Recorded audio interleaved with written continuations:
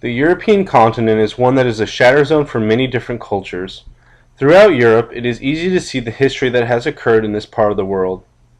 When looking at buildings or talking to people about their heritage, one can get a strong feeling that each country in Europe has their own identity. Within a number of countries, there are groups that trace their roots back thousands of years and would like to become their own autonomous nation. In other places, there is relative stability and people live with the same beliefs and traditions that they have had for thousands of years. While the structure of the European Union is in ways similar to that of the United States, the unity that has been achieved in the US has somewhat to do with the fact that the country was formed by people that shared Anglo-Saxon culture. It is easy to see the difference that even a few miles will make in gaps between cultures.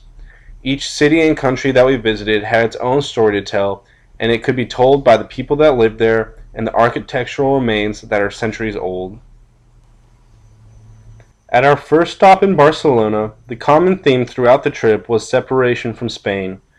Catalonia has strived for independence for as long as they have had their Catalan identity. With a separate language from the rest of Spain and an economic system that accounts for 20% of Spain's total GDP, Catalonia would have no problem functioning as its own independent country. As a city, though, Barcelona exudes all the beauty and assets of a modern megacity. Using the 1994 Summer Olympics as an excuse to build up their city, there are facilities that rival any modern sporting venue. Mixed with these modern buildings, though, are buildings that are hundreds of years old, including some that still haven't been completed, such as the Sagrada Familia. Compared to the United States, this area is rather unstable due to thoughts of secession.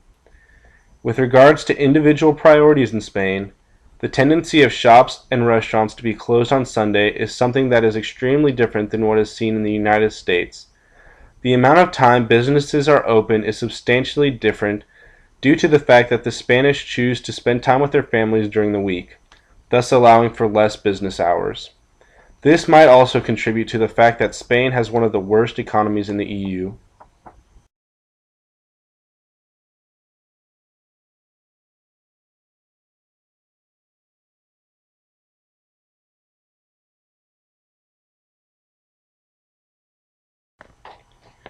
In France we see much of the same thing.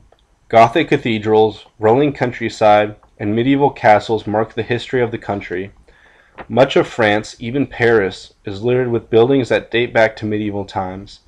This creates a gateway into the past. For example, someone walking down the streets of Dijon can get a little taste of what life might have been like during medieval times or the French Revolution. The French Revolution changed France forever, and its effects can still be seen today.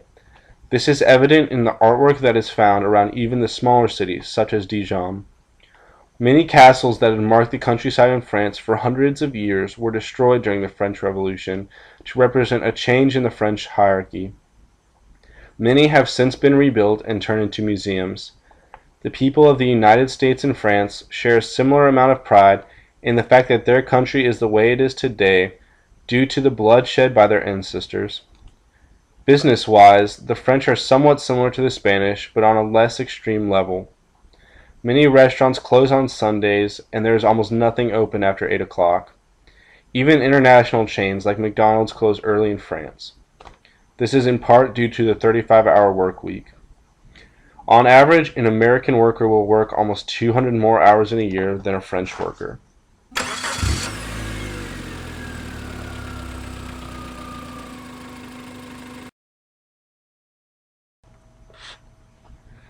Germany, the country in Europe that most resembles the values of the United States, has the strongest economy in the EU.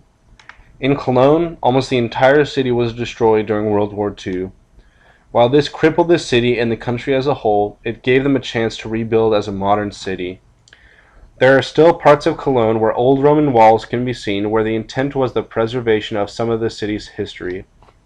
No structure more symbolizes the past of Cologne than Cologne Cathedral.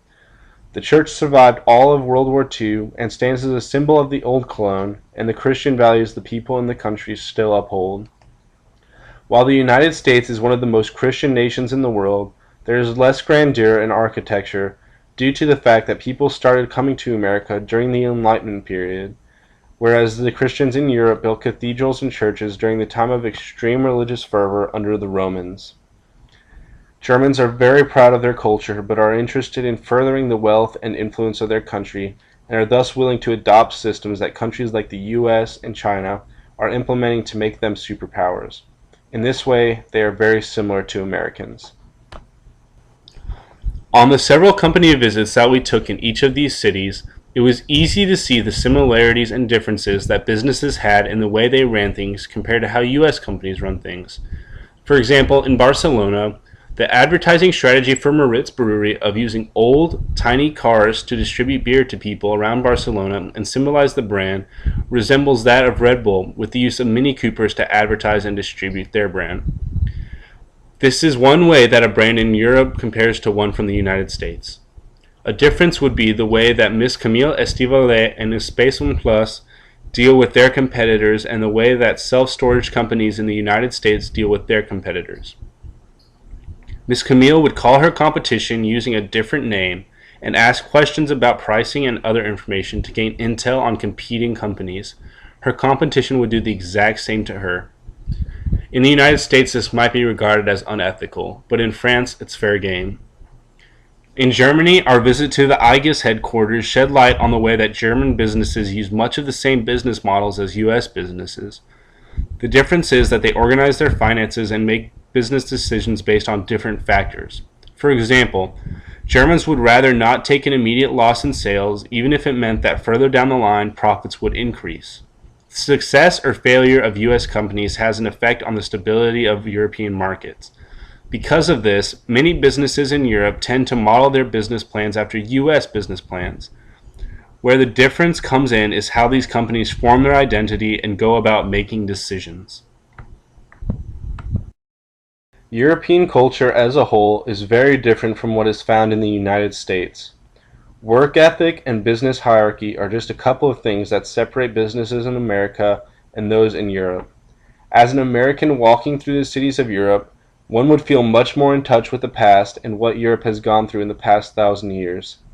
Perhaps the main difference between these two regions, then, is an appreciation for the past and maintaining a national identity, something that the United States is readily willing to compromise for the sake of business and furthering the wealth and power of the country.